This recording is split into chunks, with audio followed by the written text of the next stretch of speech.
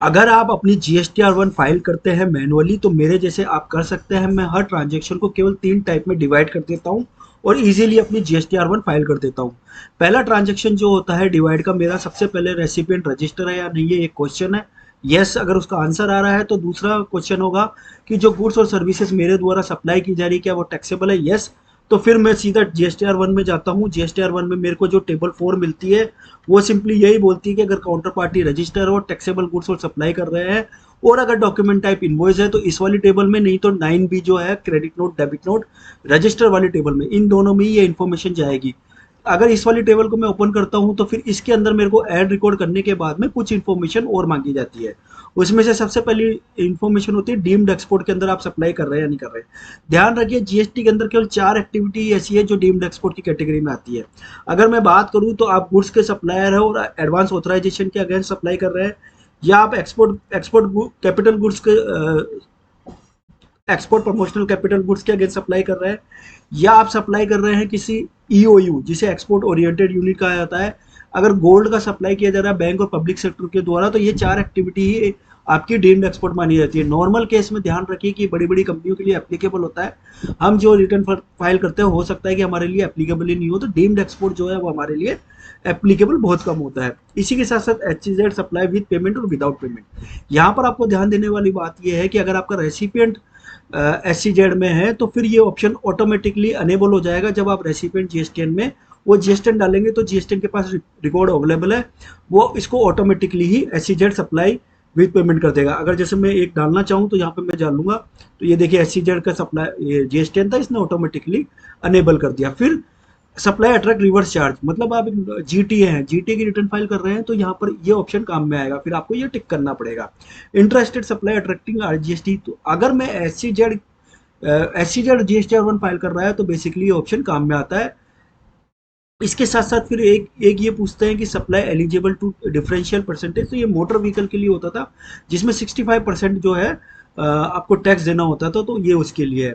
Friends इसके बाद में इनवॉइस नंबर, डेट, POS। अब यहाँ पर क्या है कि मैं जो हूँ महाराष्ट्र में रजिस्टर हूँ, मैंने 24 गुजरात का GST नंबर डाला तो इसने इंटरेस्टेड सप्लाई दे दी। अगर मैं चाहूँ तो इस POS को चेंज भी कर सकता हूँ, हरियाणा कर सकता हूँ, कुछ भी कर सकता हूँ। इसके बाद में सिंपली मेरे को जो टैक्सेबल वैल्यू है उसका टैक्स अमाउंट यहाँ पे टैक्सेबल वैल्यू यहाँ पे डालनी है, अमाउंट ऑटोमेटिकली हो जाएगा। तो यहाँ पर ये मेरा GSTR1 का पहला टेबल जिसके अंदर काउंटर पार्टी GST में रजिस्टर है और जो वैल्यू जो गुड्स है वो टैक्सेबल है। अब मेरे को दूसरा क्वेश्चन पूछना है कि जब काउंटर पार्टी GST के अंदर रजिस्टर नहीं है तो क्या मेरी ऐसी इनवॉइस है जिस जो मैं महाराष्ट्र में रजिस्टर हूँ, जो अनरजिस्टर्ड पार्टी है वो अदर देन महाराष्ट्र से बिलोंग करती है। अगर ऐसा है और उसकी इनवॉइस वैल्यू अगर 2.5 लाख रुपए से ऊपर है तो फिर ये B2C लार्ज इनवॉइस में जाएगा। यहाँ पर मेरा बस बोलने का आपको एक ही पॉइंट है कि जब आप एड रिकॉर्ड में जाओगे ना, अब जैसे देखिए मैं महाराष्ट्र में रजिस्टर हूँ तो ये जो POS है ना, ये मेरे को महाराष्ट्र सेलेक्ट ही नहीं करने देगा।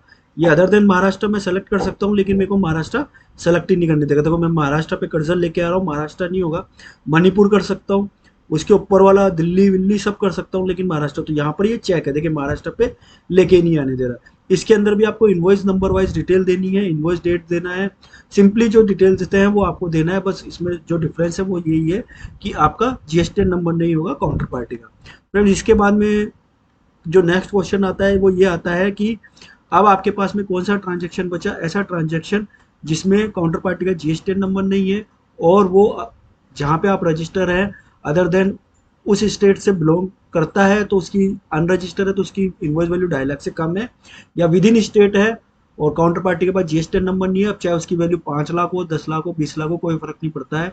तो ऐसी इनवॉइसेस की डिटेल आपको डालनी है, वो इस वाली टेबल में डालनी है जो बोलते हैं B2C अदर्स। यहाँ पर आप क्लिक करेंगे और ऐड रिकॉर्ड पर जब क्लिक करेंगे तो ये सिंपली जो है अब इनवॉइस वाइज डिटेल आपसे नहीं मांगेगा, ये मांगेगा आपसे एक कंसोलिडेटेड डिटेल्स जिसके अंदर आपको POS बताना है जैसे कि कर्नाटका का है, और उसी के साथ साथ अगर आप कर्नाटका में भी 3 रेट में गुड्स या सर्विसेज दे रहे हैं जैसे 3%, 12%, 18%, तो 3 आपका एंट्री बनेगी और यहाँ पर टैक्सेबल वैल्यू देना है। इंट्रा तो अपना अपना ऑटोमेटिकली आ जाएगा और यहाँ पर आपको जो है आपका टैक्स बताना है कि कितने % से टैक्स हुआ।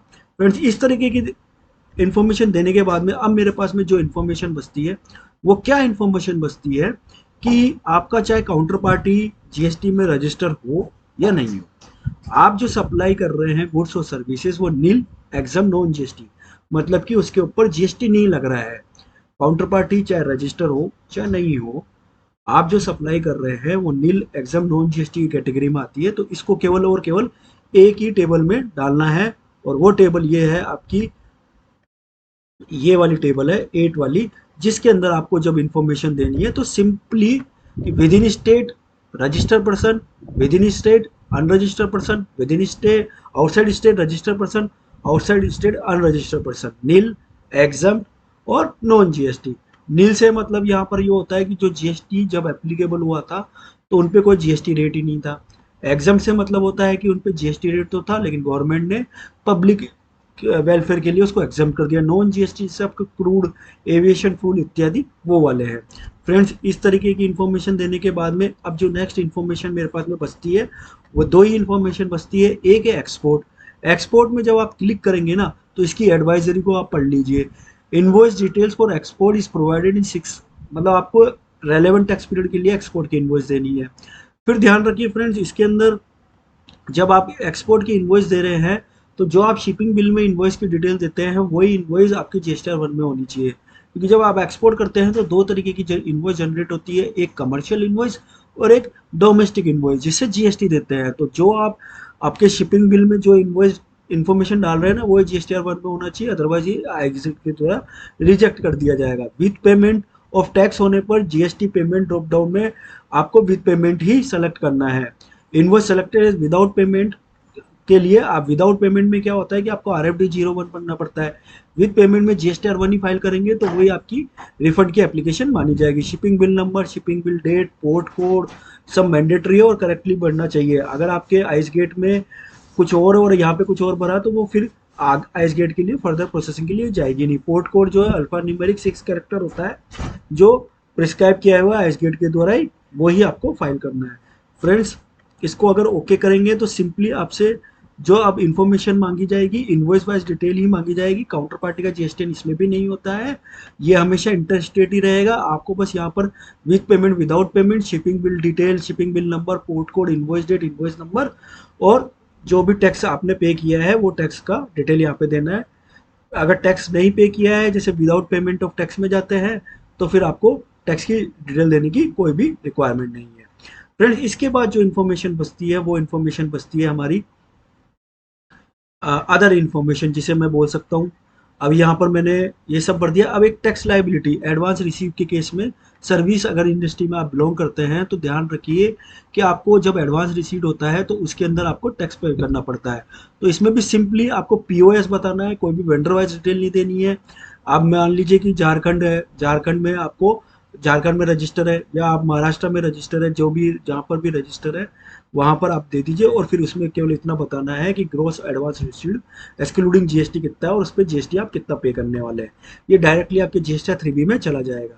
फिर फ्रेंड्स, जब सब्सिक्वेंट मंथ में आप जीएसटीआर 1 फाइल करेंगे और इनवॉइस इस एडवांस के अगेंस्ट में इनवॉइस की डिटेल डालेंगे तो उसका एडजस्टमेंट आपको इस वाले टेबल में करना है।